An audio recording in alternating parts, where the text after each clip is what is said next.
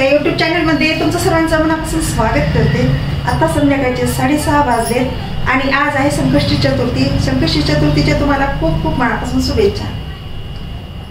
आत्ताच गणपतीची पूजा ते करून आले, वरी मी झाडून सडा रांगोळी सगळं करून आले, कारण घरातले काम पण चालू आहेत। सगळी सफाईला पण सुरुवात केलेली आहे। सगळं स्वच्छ क्लीन करून किराणा वगैरे भरलाय। त्या कामातच खूप वेळ चाललाय माझा। आणि आता गणपतीचा पण मला आता नैवेद्य वगैरे बनवून घ्यायचा आहे। पूजाला आज लेटच झालाय, सकाळी केली नाही गणपतीची मंदिर सफाईला, मला वेळच नव्हता। हे सगळं आवरायचं होतं। हे सगळा किराणा स्वच्छ करून आतमध्ये भरलाय, कंटेनर ते क्लीन करून। आता अजून परत ह्याच्यावरती पेपर वगैरे टाकून राहिले मला, तोपर्यंत ठेवले ते सगळं। आता नैवेद्य बनवून घ्यायचा आहे। वरचे सगळे जाळे ते काढलेत आणि कंटेनर स्वच्छ करून ठेवलेत पहा। आणि हे सगळा किराणा भरलाय पूर्ण। हे असे धुवून स्वच्छ करून ठेवलेत। आता इथं पेपर वगैरे टाकायचे, तर इथं पण पेपर लावायचे, कारण उन्हाळ्याचे दिवस आहेत आणि धूळ खूप येते।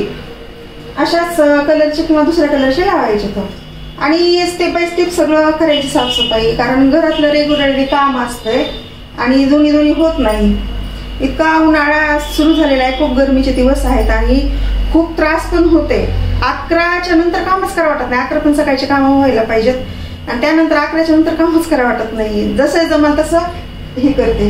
आता सगळं किचन ट्रॉल्या आवरायच्या, हे आवरायचंय सगळं। फ्रीज आवरायचंय, फ्रीज मध्ये पण खूप पसारा झालाय। पसारा म्हणजे रेग्युलरली लागणारच आहे, पण आवरावं लागतंय।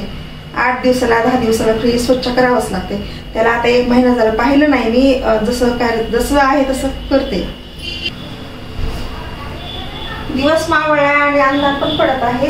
गणपतीची झाली पूजा, आत्ताच करून आले।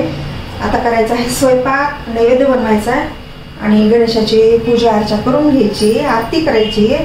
चंद्रोदय टाइमच माहित नाहीये, तर पाहावं लागणार, तोपर्यंत व्हायला पाहिजे। मोदक ते करायचे तर झाली जवळपास नैवेद्याची तयारी। इकडे पुऱ्या तयार केल्यात आणि मोदक पण तयार करून ठेवलेत। इकडे कढईमध्ये तेल पण टाकले तापण्यासाठी।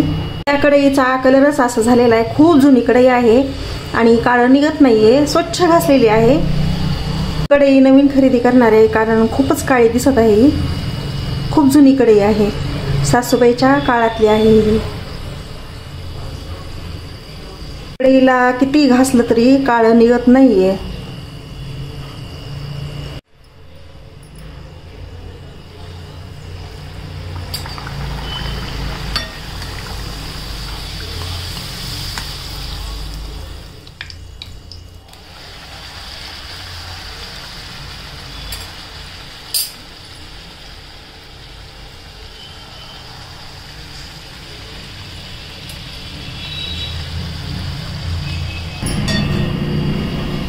गणेशसाठी आमरसपुडीचा बेत आहे। पहिल्यांदाच रस बनवलाय, आज चतुर्थी असल्यामुळे आमरसपुडीचा बेत आहे।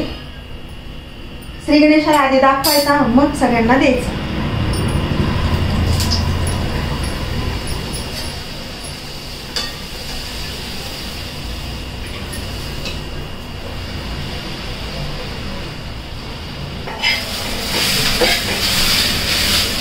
झालाय आता सगळं स्वयंपाक। आता संध्याकाळचे 8 वाजलेत। आता सगळं ताट वगैरे इथलं आवरून घ्यायचंय, ताट भरायचंय, देवाकडे आरती वगैरे करून घ्यायचे गणेशाची। आमरस बनवून ठेवलेला आहे 4 ग्लास, कारण थंड होते ना। आता बनवला असता तर एवढं टेस्ट लागला नसता, फ्रीजमध्ये ठेवल्यामुळे छान लागते रस। झालाय आता सगळं स्वयंपाक आवरलाय।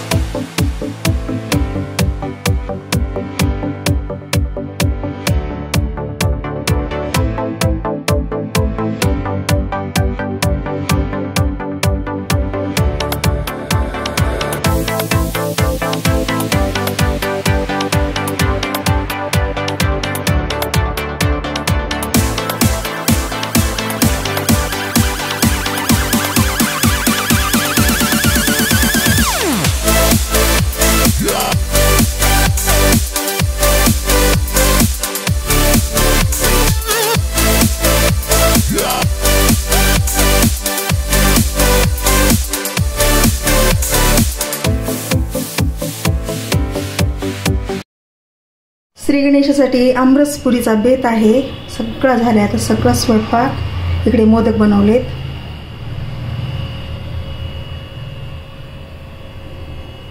झालंय आता देवाची आरती करायची आणि नैवेद्य पण दाखवायचा आहे. झालाय सगळा स्वयंपाक, नैवेद्य पण भरलाय आणि खाली जायचंय आता. इतकी गरमी होत आहे, खूप गरमी आहे. स्वयंपाक करूस तर मला अक्षरशः मी घामाने भिजून गेले.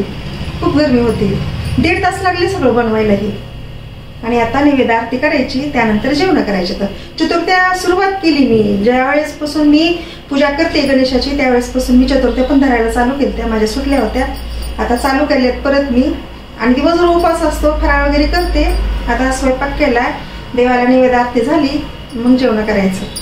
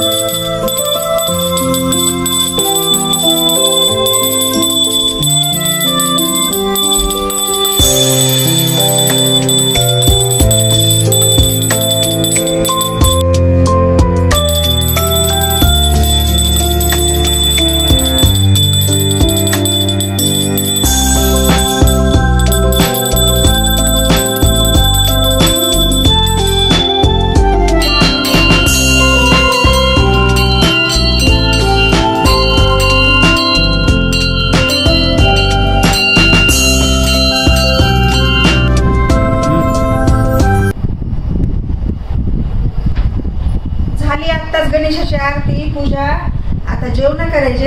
या तुम्ही पण जेवायला. झाले आता संध्याकाळचे 9 वाजलेत. आता जेवण करायचे, तर उपवास सोडायचा आहे. या तुम्ही पण जेवायला.